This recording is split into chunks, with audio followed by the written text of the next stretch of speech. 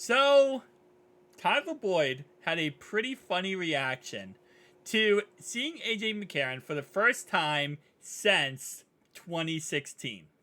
Yup, 2016. That's the year that Tyler Boyd was actually drafted to the Cincinnati Bengals, and a year after AJ McCarron was drafted. Now, AJ McCarron was a fifth round pick in the 2015 NFL draft to the Cincinnati Bengals. He stayed with them to 2017. So, of course, AJ McCarron had a nice 2-year stretch of him and Tyler Boyd.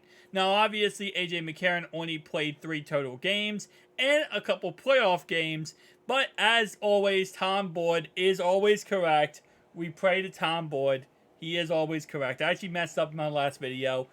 The stats of those 2-1 record for AJ McCarron, plus winning us a playoff game, was absolutely MVP numbers. They were not just good numbers. I did undersell them in my last video. I said like, oh, these are good numbers. And I was stupid. Absolutely stupid. Because now looking back at it, Tom Boyd was absolutely 100% correct. As always, you know, what will we say? There's death, there's taxes, and Tom Boyd's always correct, right? But no, AJ McCarron was an MVP. He's absolutely correct in that time period, especially for what he did for us that season, for coming in when we had Andy Dalton get hurt with I think with a thumb injury, I believe, when we were 8-0, and he comes in, he gets us to the playoffs, and then wins us a playoff game. All hands down, he's back. He's back. Now, after going back and reliving that history, holy crap, we have a quarterback! Like, I kind of just, went in there. But he also is an XFL MVP. Anyway, though, got off topic here, guys. So, Tyler Boyd saw him for the first time since 2016. And here's what he said about the thing, about seeing him again. He said, I thought I seen a ghost when I seen him this morning. So obviously not every single signing or, transaction is conveyed to every single player, right? It's just simply not. There's not enough time in the day for them to sit there and go, oh guys, by the way, everyone, we just signed blank to our practice squad, especially a practice squad. Maybe if you sign to the active roster, maybe. But a lot of times I feel like, the players come in for the morning to work out and then it's like, hey, who are you? Oh, I just got signed. Oh, cool. And especially practice squad guys, there's probably not like a 1000% stipulation of like everyone gets told about it. Also, just another side note here, AJ McCarron's not a new rookie or a new player. He's been in this building before. So it's very possible that he might not even show up, till later in the morning, right? He might not show up when the players actually show up because he has to come over here to Cincinnati. He was in the XFL, and then he could go fly over to Cincinnati, get everything figured out, right? This kind of is short notice in all honesty. We just signed him yesterday and we play on Monday. So he has to get over here in a day, get everything figured out, hotel, where he's going to sleep, where he's going to be, where he's going to eat, and then obviously come to the facility, meet the team, meet the players, and then spend 2 straight days studying every single everything humanly possible in this playbook to try to learn it as much as he can before the game comes on Monday, right? So again, like I said, there's a lot of things going on at once. Not every single player is going to be briefed as, oh, by the way, guys, we just signed a new quarterback, right? No. I mean, I'm sure some players will know. Some players probably knew the second it happened. Some players are on social media. But at the same time, though, we didn't even get told that it happened until what? Like, yesterday midday. So technically speaking, I mean, even social media, he wouldn't have been able to find out through social media because it was broke later in the day. It was broke around I think 2 or 3 p.m. So again, like I said, more reasons why, no one's talking about on social media. You go into work, get ready to work out and you're like, hey, hold up. You look familiar.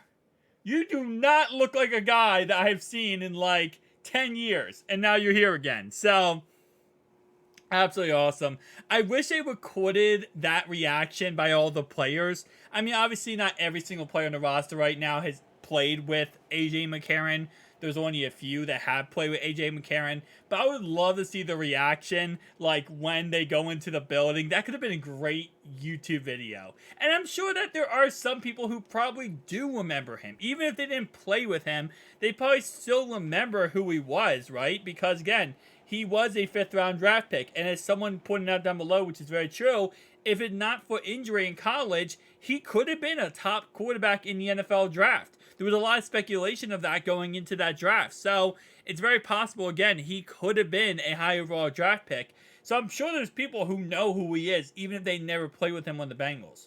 Like, I'm maybe not Jamar Chase, but like T. Higgins, probably the good chance he knows who he is. So again, like I said, just absolutely amazing. I wish they would have recorded it. It would have been such a funny video to react to. But yeah, Tyler Boyd wasn't expecting to see AJ McCarron processing with the Bengals. And it is what it is, man. We're going to see how good he does, and he will be most likely the immediate backup. Somebody did comment down below and say that, you know, right now he will be the immediate backup. He would be the 3rd string guy behind Jake Browning. But once, you know, he learns the playbook 100%, because he's never played under Brian Callahan. Keep that in mind. We got Brian Callahan in 2019 for the Denver Broncos. He has never played under Brian Callahan. So there's no like stipulations of like, oh, well, yeah, no, he hasn't played under Brian Callahan. So the problem with that, right, is that he's going to have to learn that. But there's someone commented down below and said, once he learns that and he learns the playbook and he's good at it and he plays good, then he's going to be the number 2 quarterback. He's going to replace Jake Browning in the end here. And let's say in a couple weeks, Jake Browning's going to be back with the practice squad or cut off the roster depending on what they want to do. And I think he'll go back to the practice squad, if anything. But I will say, yeah, the Bengals are going to look at their best option. Let's be honest. They're not going to go out there and not have their best options available.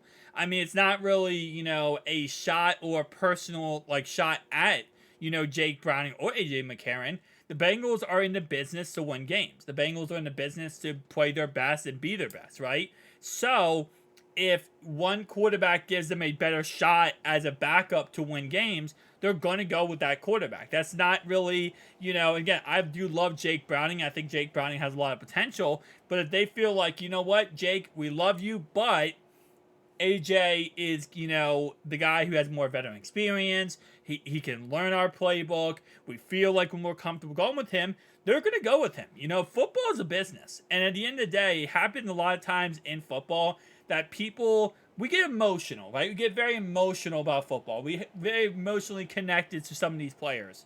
I know a lot of people were upset when we lost Jesse Bates. I was too. Von Bell, you know, Samaje Perine. Samaje Perine was the worst because, like, we offered him the same contract Denver offered him. It's just the fact that Denver, Sean Payton claimed that he could give him, that he runs a 2-back set, is why he went there. That's the only reason why. We literally offered him the same contract.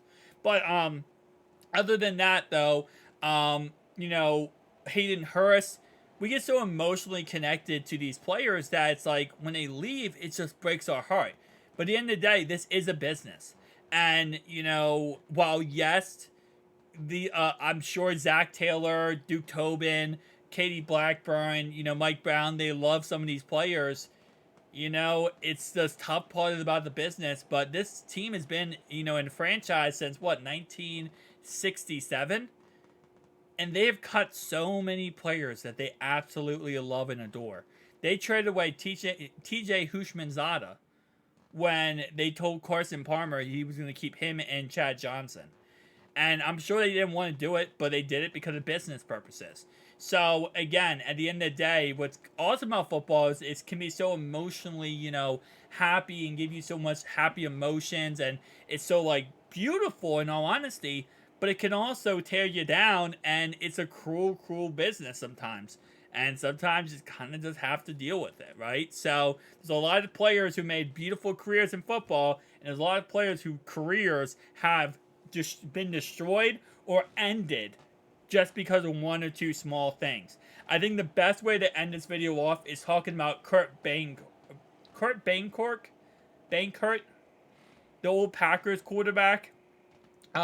He actually signed with the 49ers. I think it was, he talked about this on, I think not Tom Groschi. So he signed MMG show. He talked about how he signed with the 49ers right before the NFC Championship game, right? And they actually cut him because they wanted to pick somebody else up, another quarterback. Maybe it wasn't a championship. It was like right before the playoffs. They cut him because they called him up and said, hey, man, we're going to cut you because we want to try out this other guy, and we think he has a better chance to be on this roster than you. So they called him and cut him.